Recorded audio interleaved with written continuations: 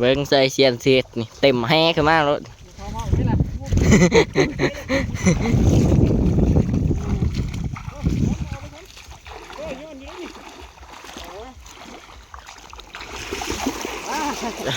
นี่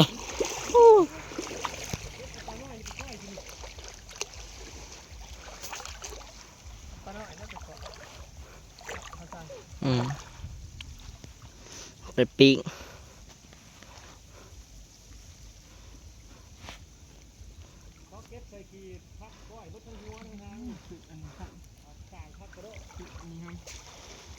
สื่อสาราม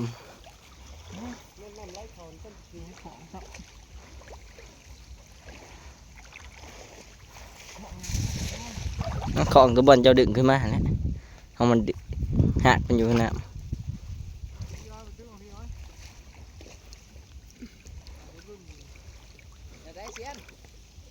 ห้องครับ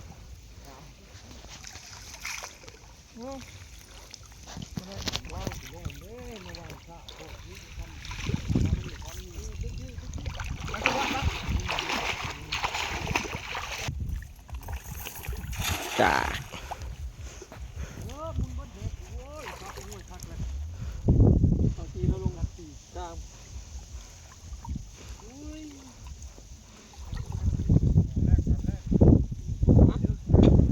แมนบ่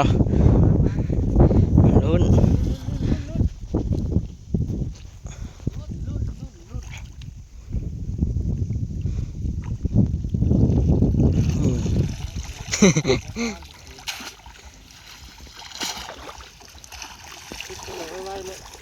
นี่ทางนี้ไล่ไปเรื่อย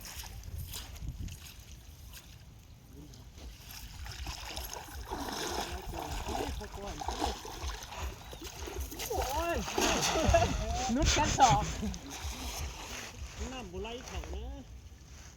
น้ำไหลเขาอยู่เลยแล้วป่ะเดี๋ยวน้ำเขามาแล้วทั้งหัวเลยนี่อยู่บนเรือนี่ก็เป็นยังไงเนี่ยปล่อยนี่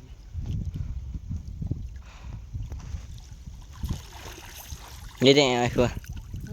แม่นอยู่ไปทิ้งก่อนไล่ไปทิ้งได้ไหนไปให้ไอ้อุ่นคนแรกอายุเท่าไหร่ไปเย็ดขึ้นไป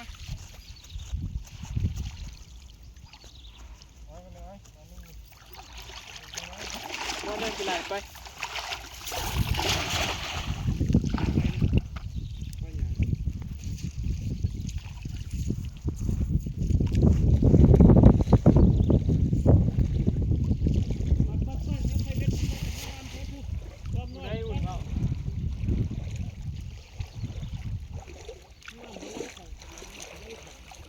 เขาใหญ่เลยเนาะอยู่จับตะตะมาเลยเนี่ยนี่สับปะนี่วนมา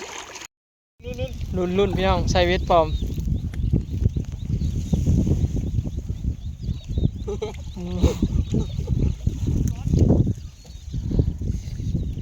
ใส่เชียนบอล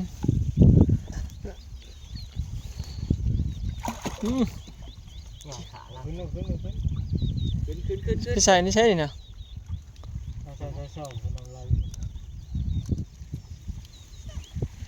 ภาษาซีเรายังใส่ในรูปกอไข่พี่น้องเรือดูดทรายคนยินกระเจ้าเรือลำใหญ่เจ้ามานอนอยู่ที่เลยพี่น้องบอลเรือดูดยินดูดทรายนะอันนี้เรือแก่ยินแก่ทรายกระเจ้า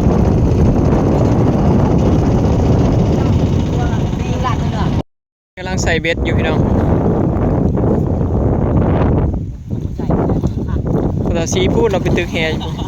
เนาะเปียกบ้านพากันเปียกเบิดเลยพี่น้องเริ่มโอเคนี่ถ่ายยามรถนี่พี่น้องรอรุ่นเนาะ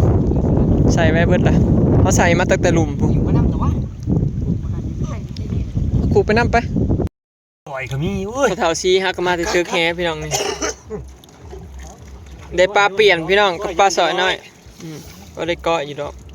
เดี๋ยวสิไปหายามเบ็ดบัดนี้เนาะใส่เบ็ดไว้ ยามคันบ่ถึงเลยถือรถพอดขึ้นแฮบ่สิได้กิน ทำบ่ได้ก็ไปหาตึกแฮพุ่นนะแนวได้กว่าไปยามบัดนี้ก็ได้ตัวหนึ่งใส่เบ็ดปัตเตอร์ ปลาเล็กนี่ล่ะ ปลาบู ปลา ปลาพี่ไอ้ายอืมมันใส่เบ็ดฮะก็ได้ตัวเดียว ปลาวักกับวัก ว่าบ่ทันได้มันบ่ได้อยู่ เนี่ย คือให้ข้างหลัง นานแล้ว นี่ตัวนี้ มันสิหากินปลาสำนีบ่ เป็นตัวเดียวบ่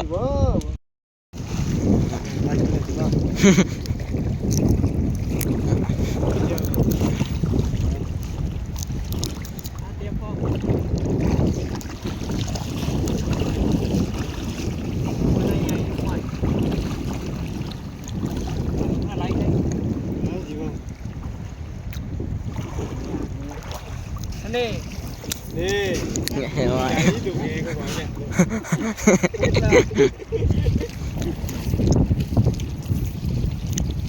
เอาไปทางใดวะไปได้ยืนทางไหน หนังแห้งไงเนี่ยมาไล่น้ำแห้งไล่แล้วเงินโบกหินlàเรียบร้อยแล้วnèนี่ตึกแห้งนี่อย่าตึกกองแห้ง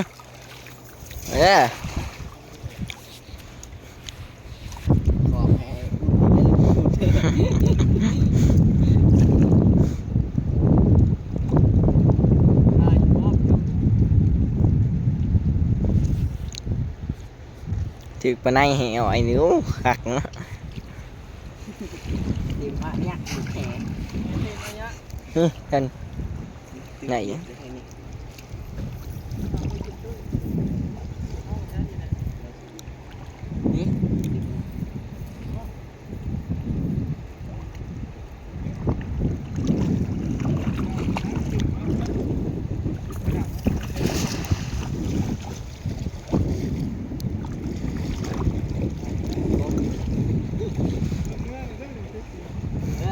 เนื้อเมื่อปลาคน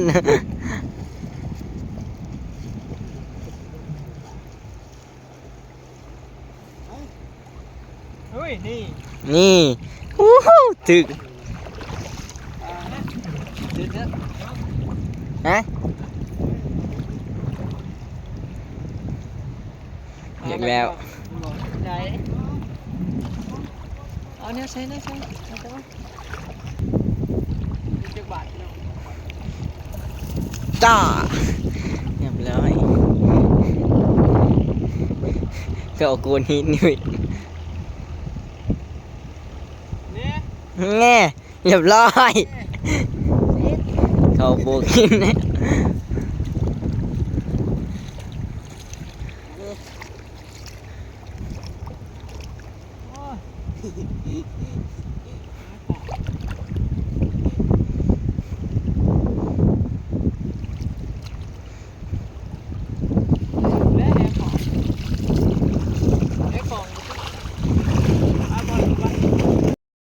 ออกเดินทางต่อพี่น้อง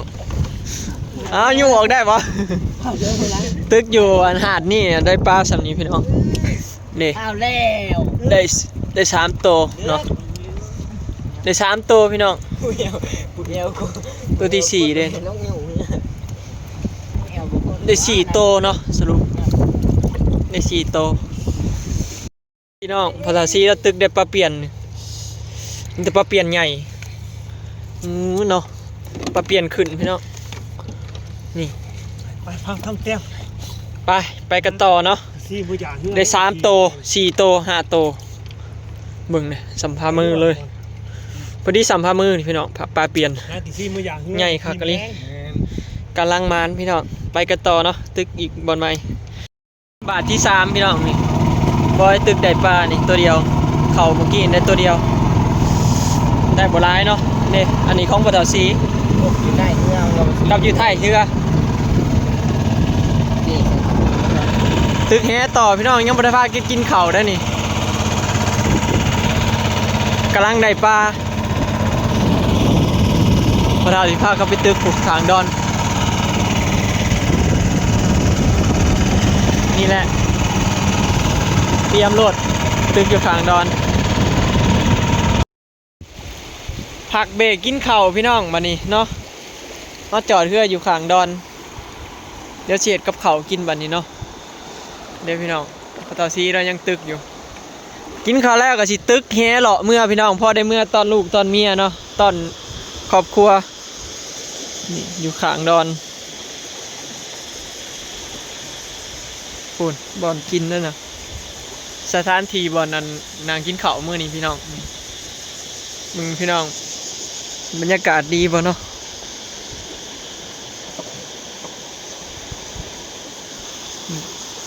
มาเบิ่งป้าพี่น้องเนาะสิให้เบิ่งผลงานมื้อนี้ได้นกตัวหนึ่ง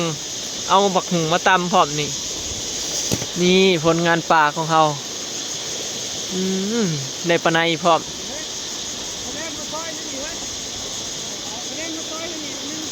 เด้ได้หลายเติบอยู่ด้วยพี่น้องนี่เนาะได้หลายเติบพี่น้องแต่รู้ปลามือนี่พี่น้องนี่ตึกแต่เศร้านี่ได้หลายเติบเนาะมีแต่ปลาหมักล่างเบิดเลยพี่น้องอันนี้ปลานะปลาสูตรแล้วก็ปลานี่ปลาขางลายนี่แหละแซ่บชุดพี่น้องปลาขางลายนี่ปิ้งมันเนาะนี่เอาผงกระเตียวมาใส่ครับบัดนี้สรุปเนาะได้หลายเติบพี่น้องเดี๋ยวกินข้าวแล้วก็สิไปตึกกันอีกเนาะปลาหมักล่างกำลังขึ้นเมื่อตอนคนอยู่บ้านเนาะพอได้ปิ้งปียามนี่หาปลายากเด้หากินปลาคองยากเนาะปลาหน่อย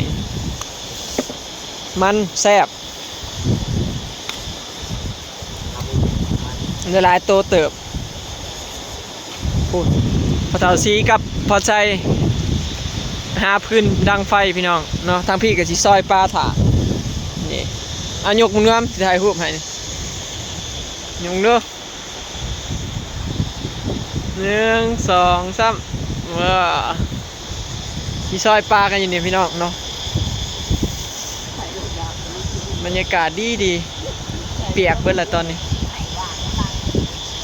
ถือว่าได้ลายเนาะพี่น้องเดี๋ยวสิซอยปลาเห็ดกับเขาก่อนพี่น้องวันนี้เนาะคลิปนี้ก็สิได้ขอเก็บภาพบรรยากาศไว้สำนี้เด้อเนาะพี่น้องพอกันคลิปหน้าเนาะฝากเป็นกำลังใจเบิ่งโฆษณาให้ในเด้อเนาะไปแล้วสบายดีมาเด้อพี่น้องกินปลาคองนำกันเนาะแซ่บๆมื้อนี้บรรยากาศดีๆมื้อ